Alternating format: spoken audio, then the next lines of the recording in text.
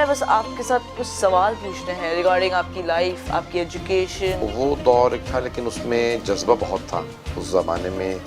اگر میرا کوئی بھی راستے میں چیز آ جاتی تو میں اس کو ہٹا کے تعلیم حاصل کرتا. انسان کا شوق اسے سب کچھ کرواتا ہے. علم دین کے راستے میں دشواریاں آتی ہیں لیکن اللہ سبحانہ وتعالیٰ اگر کوئی بھی بچہ پیدا ہوتا ہے نا تو اس کے ساتھ ایک فرشتے کو اپوائنٹ کرتا ہے کہ تم اس کے رزق کے ذمہ دار. مجھے فیملی سپورٹ رہی، پھر بعد میں جب شادی ہوگی تو وائف کی بہت سپورٹ رہی. تو عالم بننے سے پہلے آپ کی کیا سوچی، آپ کو بننا کیا، آگے کیا بننا تھا آپ کو؟ کبھی یہ اس طرح سے نہیں میں نے سوچا تھا کہ میں پوری دنیا میں سفر کروں گا. یہ میرے منصوبے نہیں تھے، یہ میں نے پلان نہیں کیا. اگر ہم عالم کا راستہ اختیار کرنا چاہیں گے تو ہمارے لیے آپ کا کیا میسج ہوگا؟ نیت آپ کی خالص ہونی چاہیے. یہ پیشہ نہ اختیار کریں بلکہ یہ خدمت کے لیے. پھر نبی خدا اس سے کہیں یہ عالم دین کے لباس میں آئندہ شکار کے لیے نہ آئے، شکاری کے لباس میں آئے تاکہ میں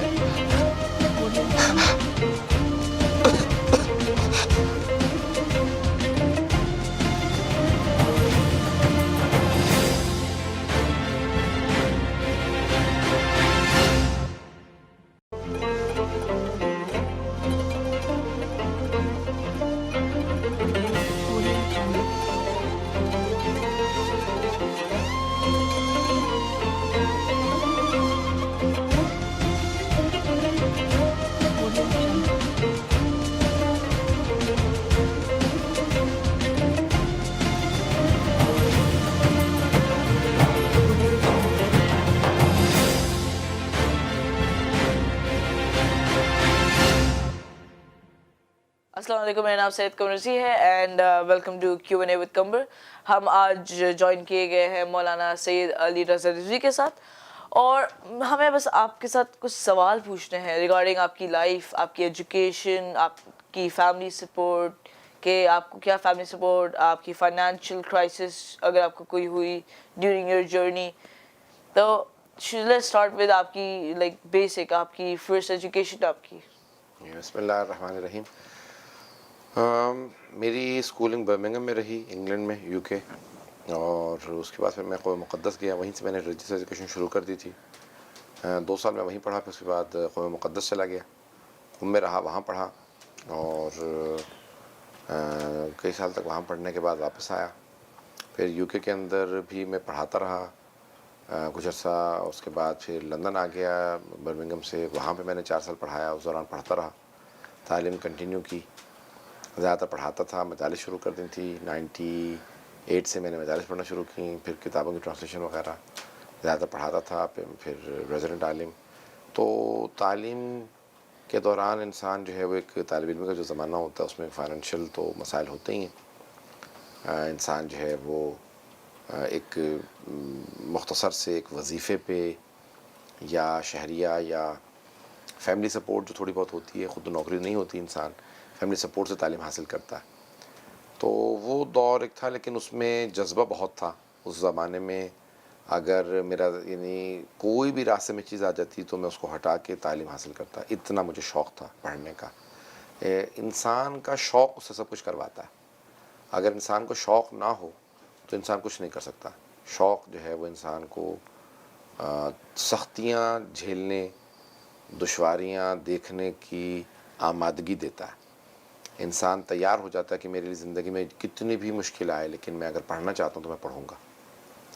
عملی زندگی میں آنے کے بعد بھی انسان فوراً سے سیٹل نہیں ہوتا. انسان سختیاں بھی رہتی ہیں پھر. لیکن الحمدللہ مجھے والدین خصوصاً میری والدہ کی طرف سے بہت سپورٹ تھی، انکریجمنٹ تھی. اور آج جو کچھ ہوں والدین کی تربیت کا نتیجہ ہے، ان کی دعاؤں کا نتیجہ ہے، اہل بیت کا خاص کرم رہا. تو ان چیزوں سے انسان کو تقویت ہوتی ہے. پھر علم دین کے راستے میں دشواریاں آتی ہیں لیکن اللہ سبحانہ وتعالیٰ اگر کوئی بھی بچہ پیدا ہوتا ہے نا تو اس کے ساتھ ایک فرشتے کو اپوائنٹ کرتا ہے کہ تم اس کے رزق کے ذمہ دار ہو. لیکن جب کوئی بچہ علم دین کی طرف چلا جاتا ہے، جب کوئی نوجوان یا جوان کہتا کہ اب میں دین کا علم حاصل کروں گا، تو روایت میں ہے کہ اللہ اس فرشتے سے کہتا تو اب واپس آ جا، کیونکہ اب اس کے رزق کا میں خود ذمہ دار ہوں. تو ہمارے علماء کہتے ہیں کہ ایران کی تاریخ میں لوگ بھوکے بھی مرے ہیں لیکن کبھی ایسا نہیں دیکھا گیا کہ عالم دین کبھی بھوکا مرا ہو. اگر کوئی علم دین کی خدمت کے لیے چلا جاتا ہے تو اللہ اس کے رزق کا ضامن ہوتا ہے. بعض طلباء پریشان ہو جاتے ہیں جب وہ طالب علم بنتے ہیں، وہ کہتے ہیں کہ بھی ہم کھائیں گے کہاں سے، کیا ہوگا. ہم دنیا کو توکل کا درس دیتے ہیں، ہم خود بعض اوقات بھول جاتے ہیں. تو آج تک تو کبھی بھوکے سوئے نہیں، آج تک تو کبھی ایسا ہوا نہیں کہ ہم کہیں کہ بھی اگلے مہینے کیا ہوگا، روٹی کہاں سے آئے گی، کرایہ کہاں سے جائے گا. تو کبھی آج تک ایسا نہیں ہوا کہ خرچہ پورا نہ ہوا. ہاں سختیاں اور دشواریاں زندگی میں تو بڑے بڑے لوگوں کے آتی ہیں. تو میں اس معاملے میں بہت خوش قسمت رہا کہ خدا نے مجھے بہت نوازا ذکر سید الشہداء کے صدقے میں. اور مجھے فیملی سپورٹ رہی. پھر بعد میں جب شادی ہو گئی تو وائف کی بہت سپورٹ رہی کہ میں سفر بہت زیادہ کرتا ہوں. پھر بچے جو ہیں میرے وہ الحمدللہ بچیاں ہیں وہ کا بہت زیادہ ان کا مجھے سپورٹ رہا کہ ٹھیک ہے، بات کا شکوہ کرتے ہیں کہ بھی آپ سفر بہت زیادہ کرتے ہیں، لیکن انہوں نے کبھی ایسا نہیں کوئی میرے لیے رکاوٹ نہیں بنے دین کی خدمت میں. اس میں بہت زیادہ سیکریفائس کرنا ہوتا ہے، فیملی ٹائم میں سیکریفائس کرنا ہوتا ہے، ہمیں بہت کچھ قربانیاں دینی پڑتی ہیں. دین کی خدمت جو ہے نا وہ شوق بھی مانتی ہے، شوق کے ساتھ ساتھ اخلاص اور قربانی. یہ پیشہ نہیں ہے جیسے کوئی انسان ڈاکٹر بن جاتا ہے، انجینئر بن جاتا ہے، جیسے کوئی آدمی کہتا ہے کہ چلے میں کاروباری بن جاتا ہوں. تو علم دین جو ہے وہ پیشہ نہیں ہے، یہ خدمت ہے. جب انسان خدمت کرے گا تو اللہ اس کے خود رزق کا ضامن رہے گا. ایک مثال دی ہے بعض بزرگوں نے، جیسے شیخ مصطفیٰ طاہری نے ایک بحث کی ہے. وہ کہتے ہیں کہ ایک عالم دین کی سوچ ایک فوجی جیسی ہونی چاہیے، ایک تاجر جیسی نہیں. پھر وہ خود ہی فرق بتاتے ہیں، کہتے ہیں کہ تاجر کی اور فوجی کی سوچ میں فرق کیا ہے. وہ کہتے ہیں کہ تاجر اگر دکان کہیں کھول لیتا ہے تو اگر کوئی اور وہاں دکان کھولے تو اس کو برا لگتا ہے کہ بھئی یہ تو میری تجارت میں اب شریک ہو جائے گا، میرے کاروبار میں شریک ہو جائے گا، میرے پروفٹ جو میں نے منافع کمانا تھا اس میں شریک ہوگا. پہلے 100 گاہک تھے، 100 کے 100 میرے پاس آتے تھے، اس نے دکان کھولی تو 50 اس کے پاس چلے جائیں گے، تو میرا جو ہے وہ منافع تقسیم ہو جائے گا. یہ تاجر کی سوچ ہوتی ہے. لیکن فوجی کی سوچ کیا ہوتی ہے؟ فوجی کہتا ہے پہلے ہم 100 سپاہی تھے تو ہم یہ سارا کام 100 افراد کرتے تھے، اب ایک اور آ گیا ہے تو ہمارا کام تقسیم ہو جائے گا، مدد ہو جاتی ہے. ہماری مدد ہو جائے گی، ہماری ذمہ داریاں بڑھ جائیں گی.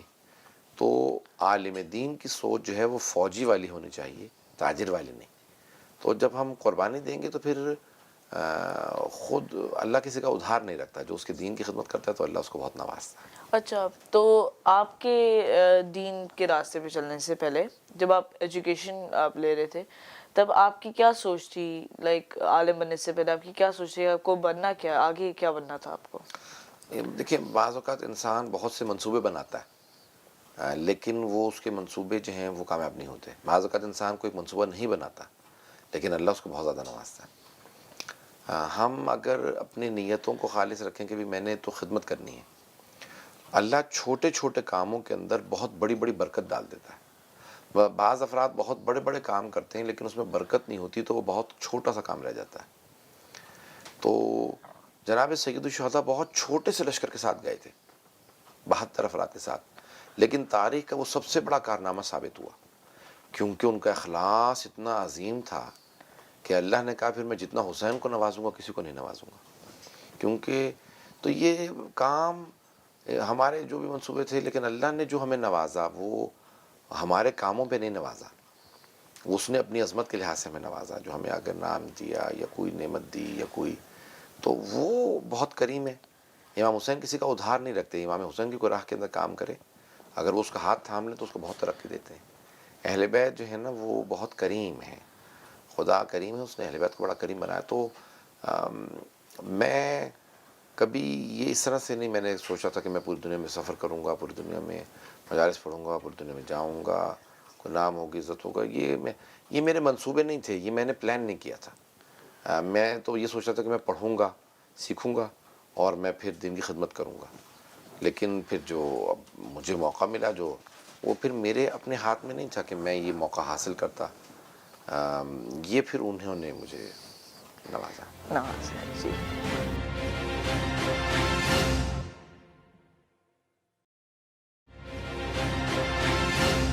اچھا، تو جب آپ نے ڈیسائیڈ کیا تو آپ کے فرینڈز اور آپ کی فیملی کا کیا ریاکشن تھا جب آپ نے ڈیسائیڈ کیا؟ ہر خاندان میں دوست احباب میں ہر طرح کے لوگ ہوتے ہیں. کچھ بہت انکریج کرتے ہیں، کچھ حوصلہ افزائی کرتے ہیں، کچھ کہتے ہیں بھئی تم فقر و فاقے کے راستے اختیار کر رہے ہو، کیا کرو گے، کھاؤ گے کہاں سے، جو میں رات کی روٹی پہ پلوں کے بعد ان کی ڈسکریج بھی کرتے ہیں. ہمارے ایک بہت بزرگ عالم دین وہ کہتے تھے ہمیشہ کہ یاد رکھو علم دین پڑھنے کے لیے صرف ایک شیطان کو شکست دینی ہوتی ہے کہ آپ چلے جائیں, اور جب انسان اس راستے کو اختیار کر لے تو پھر کئی 100 شیاطین کو شکست دینی ہوتی ہے کہ میں باقی رہوں اور خدمت کرتا رہوں صحیح طرح سے. تو میں اس زمانے میں سوچا تھا یہ کیسی بات کر رہے ہیں, لیکن بعد میں ثابت ہوا کہ ہاں بہت بڑے ایک مرجع تقلید گزرے ہیں آیت اللہ سید محمد رضا گلپاگانی, سید محمد رضا موسوی گلپاگانی. تو وہ کہتے تھے گلپاگانی مرحوم فرماتے تھے اے مبلغین, اے علماء جو تبلیغ کرنے جاتے ہیں, جو وہ اپنی تبلیغ کا ثواب مجھے دے دیں, میرے اجتہاد کا ثواب وہ لے لیں. تو اس وقت ہم کہتے تھے بھئی 5 سال میں مبلغ بن جاتے ہیں, 50 سال میں مرجع تقلید بنتا ہے, تو یہ کیوں اتنی چھوٹی سی بات کرتے ہیں کہ بھئی آپ میرے اجتہاد کا ثواب لے لیں. تو بعد میں جب عملی زندگی میں آیا تو احساس ہوا کہ نہیں, تبلیغ کے لیے انبیاء کا سینہ چاہیے, اور اجتہاد کا کام صرف علماء طلباء سے ہے. تو اجتہاد جو ہے وہ ڈیفرنٹ کام ہے, اور تبلیغ جو ہے اس کے لیے انسان کا رویہ اور اس کے اندر بڑی محنت اور اس کے اندر تائید چاہیے ہوتی ہے پروردگار کی اور صاحب الزمان اسلام کی.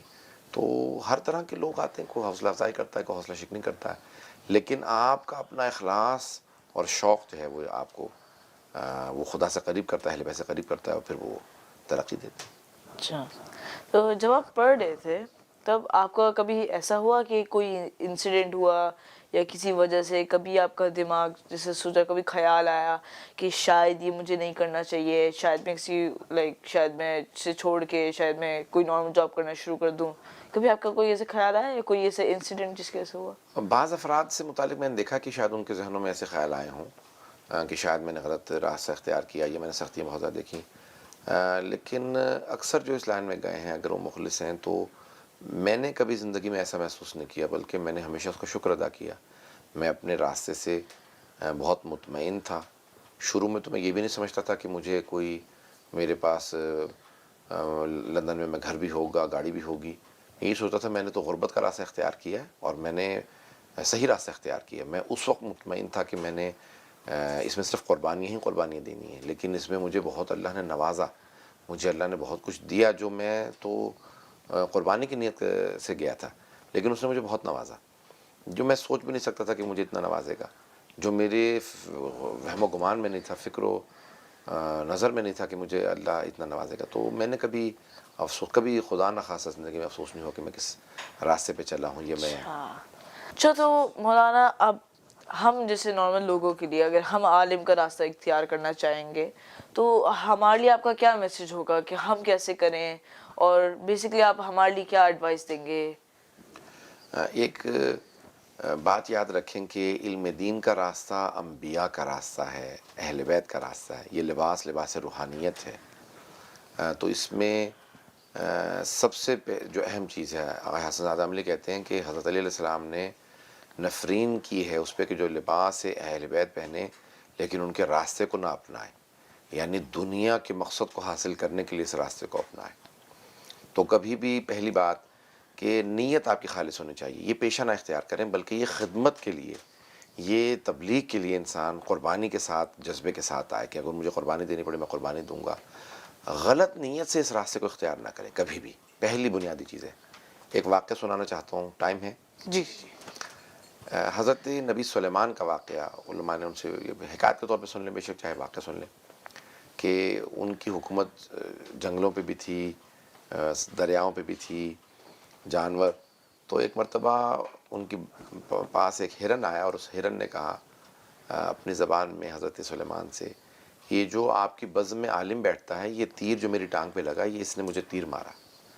تو حضرت سلیمان نے فوراً اس عالم سے پوچھا کہ تم نے اس کو تیر کیوں مارا, یہ میرے پاس شکایت لے کے آیا تمہاری.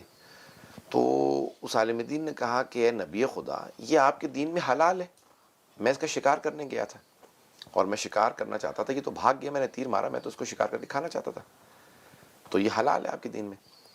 تو حضرت سلیمان نے اس ہرن سے کہا کہ بھئی تم حلال ہو اور یہ تمہارا شکار کر رہا تھا. تو اس ہرن نے کہا پھر اے نبی خدا اس سے کہیں یہ عالم دین کے لباس میں آئندہ شکار کے لیے نہ آئے, اگر یہ شکار کرنا چاہتا تھا تو اس کو شکاری کے لباس میں آنا چاہیے تھا. میں صرف اس لیے دھوکہ کھا گیا کیونکہ میں نے عالم دین کا لباس دیکھا, میں یہ سوچنے لگا یہ علم دین کے لباس میں آیا ہے, یہ شکار نہیں کر سکتا میرا, میں علماء کا احترام کرتا. آئندہ اس سے کہیں کہ یہ शिकारी के लिबास में आए ताकि मैं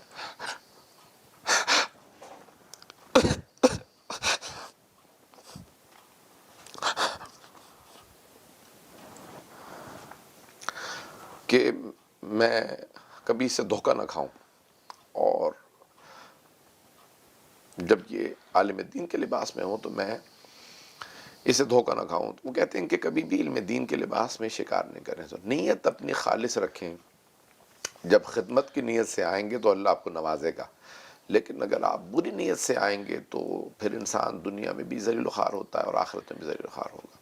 तो मैं सिर्फ यही एडवाइस करूँगा कि जब भी आप इल्म दीन के रास्ते को इख्तियार करें तो वो कुर्बानी का जज्बा लेके चलें, वो खिदमत का और तबलीग का जज्बा रखते हों, कभी भी दुनिया कमाने के लिए अहले बैत का लिबास न पहने। जी, यही मैसेज मैं चाहूँगा कि जो भी आलिम बनना चाहे या दीन के रास्ते पे चलना चाहे वो इस मैसेज को सुने और इस पर रखने की कोशिश करे। लेकिन आज के लिए हमारे पास इतना ही टाइम था, लेकिन हमारा मौलाना के साथ और थोड़े और एपिसोड हैं जिसमें हम अज़ादारी के बारे में बात कर रहे होंगे।